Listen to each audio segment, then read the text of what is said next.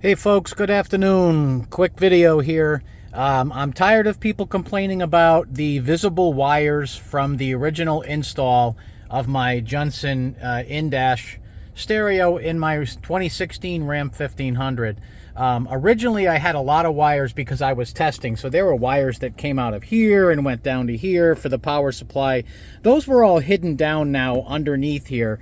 There is you can ignore this wire. This is my charger, my magnetic phone charger. So that has to be out here. There's no real way for me to hide it, although it does get hidden under the console here.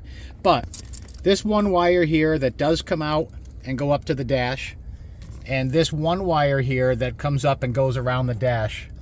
One of these comes up to my external microphone that came with the Junsun unit, and one goes to the GPS unit that's up on the dash. That wire comes under here. So my project today is to finally get around to hiding these wires. So I'm going to disassemble the bezel. I'm going to pop off the bezel, and I'm going to attempt to run these wires either down below the dash or in this groove above the key, bring them across and have them come up. And hopefully the microphone wire is long enough for me to run it up this weather strip and in here. And hopefully I can find a spot to run the wire for the GPS. If not, I may just leave it under the dash. I have read that as long as it's just plastic above it, that GPS unit will still continue to receive signal. I prefer to have it up on the dash where it gets proper GPS. I don't really need it because I use Waze, so therefore my phone is the GPS. But it's nice to have it if I ever needed the standalone GPS traffic map. The map software that comes with the stereo, because that does need that GPS antenna. If I were offline and didn't have my phone for some reason, it also does allow the stereo to give me the speed of my vehicle while I'm driving if I'm using one of the themes that shows your speed on the screen.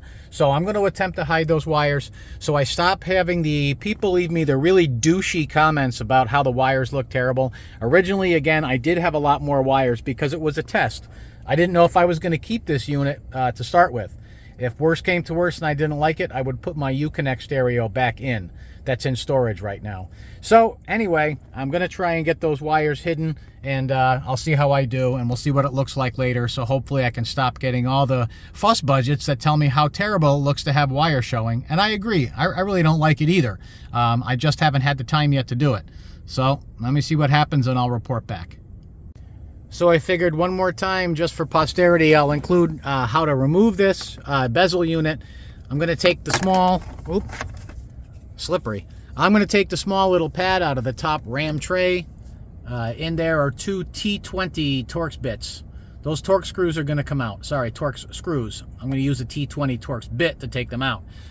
Then down in the bottom, I'm going to take this removable tray out from underneath the bezel. And there's two 7mm bolts right there. Those are going to come out. And there's also one down underneath. When I pull back the padding where the cigarette lighter plug is, there is a 7mm there. So those three 7mm are going to come out. The two T20 screws are going to come out. And I'm going to take the lower unit and I'm going to pop it up and out of the way. That's going to give me some room down at the bottom of the bezel.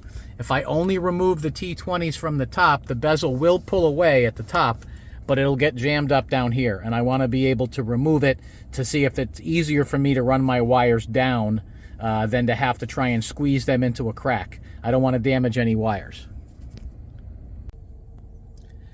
All right, everybody. Okay, the wire hiding job is complete. So for those who complained about wires, I know that you saw the first video where there were lots of wires because, again, it was set up for a test, and I really had a lot of wires that came out. Right now, the wires are all gone. I do have my microphone up here. That wire is run into the weather stripping down. It goes in behind the dash, comes over, and enters the dash behind the radio. It's all hidden. There's no wires down below. The only wires that are visible here, this is a power unit for, one is for my backup camera, for my dash cam, forward and reverse dash cam. So that wire comes from a cigarette lighter and goes down underneath, and then goes in behind the stereo. Again, follows the same path under the dash, comes up the weather stripping, and goes across and comes back down to power the dash cam. The other power supply that you see there is for my phone charger, so that also goes down below. And I was able to bring it up behind the radio and pop it in behind the air vent that you see there. So the magnetic charger attaches to the air vent and the cable cord comes out. The air vent you can unclip, pop the wire through, and then clip it right back on. So now I've got all of my wires hidden. It's a much neater install. So for those of you who were complaining about the wires, I hear you.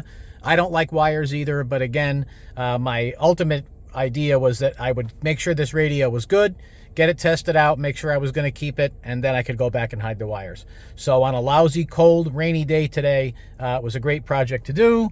Again, all the wires now are hidden. Obviously, I can't hide the microphone because I need it to work, but thank you for pointing out that the wires were unsightly. They're now gone, and again, I'm very happy with this radio. I would crank up the tunes, but my phone's connected to it, so it shut the tunes off as soon as I started recording. Anyway, have a great day, and good luck with your Junsun radio. Let me know if you need any help in the comments, and I'll see what I can do.